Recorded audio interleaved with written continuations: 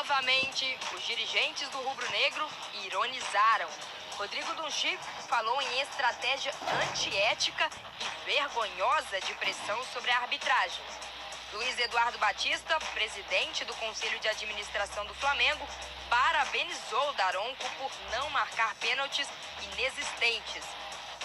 Há apenas 2 dias do duelo de volta entre Atlético e Flamengo na Copa do Brasil, o vice-presidente de futebol do rubro-negro, Marcos Braz, voltou a falar do clima que o Atlético vai enfrentar no Rio de Janeiro. O Maracanã vai estar lotado, vai ter uma grande festa e vai ser um inferno.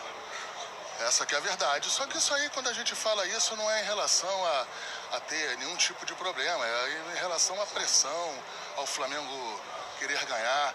O futebol tá ficando muito chato, qualquer declaração é polêmica, não sei o que. A gente tem que começar a humanizar mais ainda. Isso aí é bom para os jornalistas, é bom para o futebol, é bom para todo mundo. Mas lá vai ser um inferno.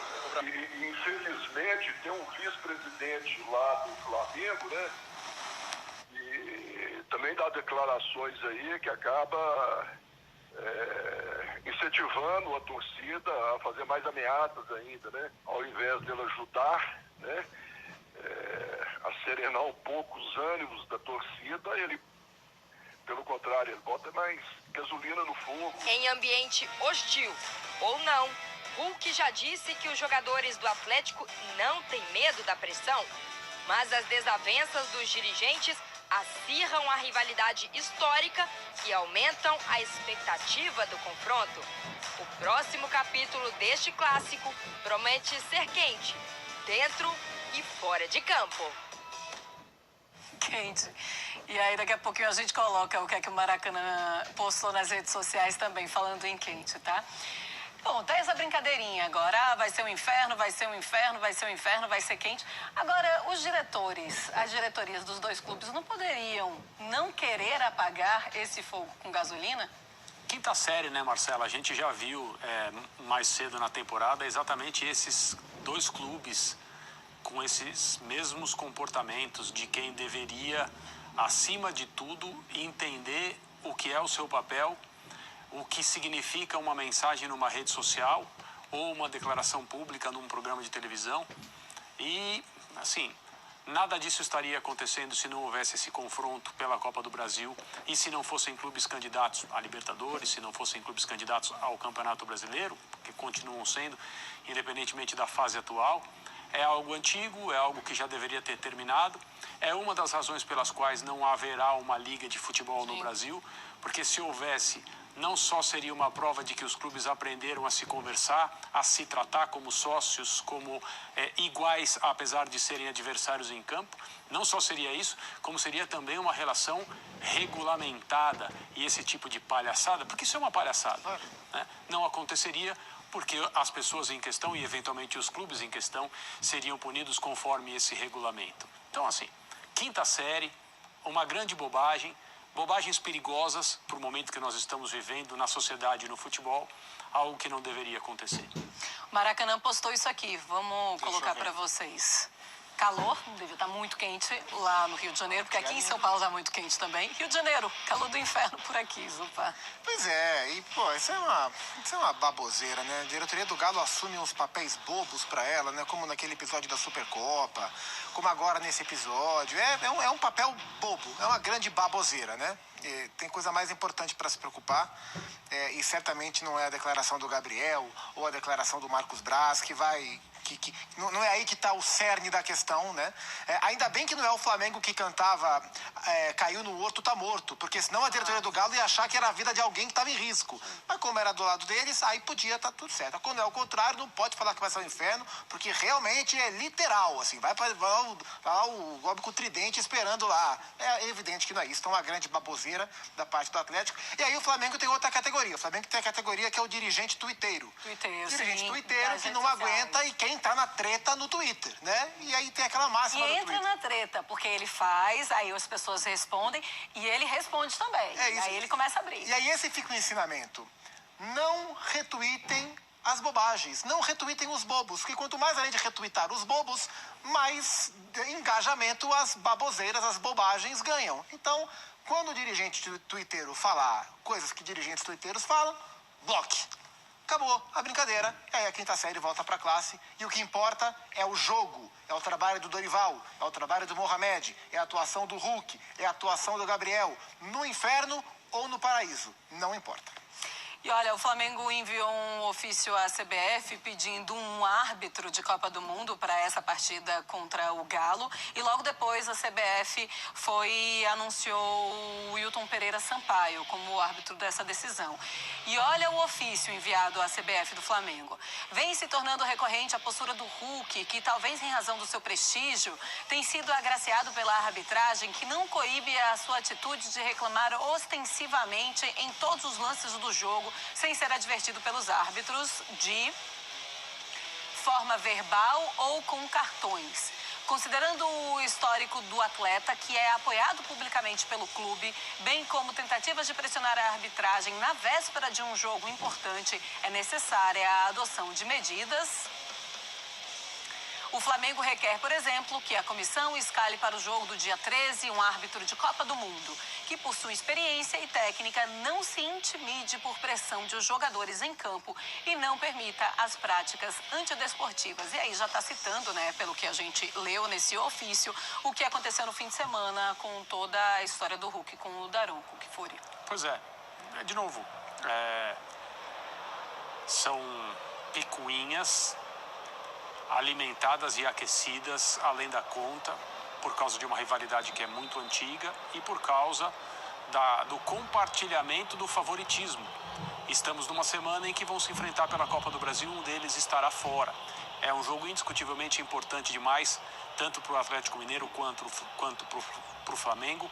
É um jogo em que aquele que ficar fora da Copa do Brasil vai ter que lidar com as repercussões e elas podem ser transformadoras a partir desse momento, mas isso não significa que o jogo de bastidores é o que vai determinar qualquer coisa. A gente reconhece o nível da arbitragem do futebol no Brasil. Aliás, está a arbitragem de futebol do Brasil num momento muito delicado, não só por essa questão envolvendo Daronco e Hulk, mas por tudo que a gente tem visto acontecer. Mas pressão de clube, essa ideia de que é preciso se proteger nos bastidores, essa ideia que leva um dirigente do Flamengo a tuitar sobre um jogador de outro time enfrentando outro adversário pelo Campeonato Brasileiro. Já amanheceu assim. Isso é uma coisa muito, muito desnecessária e que não deveria estar acontecendo. Zupa, e aí a gente vê assim, aquele time tá errado porque ele tá fazendo isso. Mas é a pessoa fazendo exatamente a mesma coisa, a pessoa, o clube, fazendo exatamente a mesma coisa que você está apontando o dedo dizendo que está errado. Aí você pega o nível da discussão, o nível do debate e joga ali para baixo do inferno, não é? Nem sei o que tem embaixo do inferno, mas você joga lá para baixo do inferno. Então os clubes não estão reivindicando melhora de nada. O ofício, a nota de repúdio, a entrevista veemente do dirigente não é para o bem do futebol, para que determinadas coisas parem de acontecer. É para tirar vantagem, apenas e exclusivamente para tirar vantagem. E isso para mim está muito claro. Então essa nota, esse ofício que o Flamengo enviou à CBF tem que ser guardado na mesma gaveta das notas de repúdio. Qualquer dia eu vou abrir o armário para achar o tanto de ofício e o tanto de nota de repúdio que tem lá na CBF e também o pedido dos clubes para que tal árbitro não apite tal jogo do meu time. Aí isso também tem outra pilha gigantesca e evidentemente não resolve nada. Separados por pasta. Isso entra em campo? Isso aumenta a pressão, isso aumenta a temperatura, isso mexe com o torcedor, isso chega na arquibancada, isso diminui a possibilidade de um jogo do começo ao fim apenas decidido pelo que os jogadores fazem em campo. E eu não estou aqui entrando em contradição, eu não estou dizendo que isso influencia, eu estou dizendo que isso mexe com o ambiente. E mexer com o ambiente é ruim. Mexer com o ambiente desse jeito é ruim. Eu não acho que o Gabriel Barbosa, por exemplo, ao dizer lá vai ser um inferno, disse qualquer coisa fora do que é o normal no futebol. A declaração dele não é reprovável em nenhuma maneira, porque todo mundo é capaz de entender o que ele falou. Mas quando dirigentes começam a trocar picuinhas na televisão ou no Twitter, em qualquer outra mídia social, e começa a nota oficial, ofício enviado à CBF, olha, esse jogador desequilibra a arbitragem, queremos... Ou o Flamengo confia na sua equipe contra o Atlético Mineiro ou não confia. O ofício para a CBF não vai resolver nada. Só vai aumentar as temperaturas na cabeça dos jogadores, na cabeça do time de arbitragem que for escalado para esse jogo, na cabeça de quem vai ao Maracanã. Tudo isso é muito ruim, é muito chato. Isso empobrece o futebol. Zupá.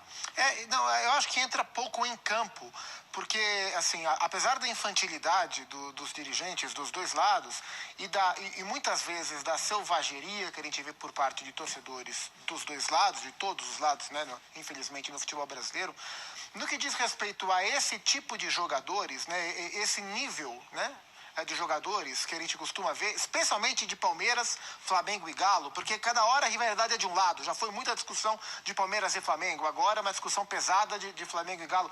Esses jogadores, quando entram em campo, entre si, eles têm mostrado uma inteligência emocional maior do que os dirigentes, do que os torcedores, do que a imprensa, muitas vezes. Então, eu não acredito que, para os jogadores, isso entre em campo mais do que deve.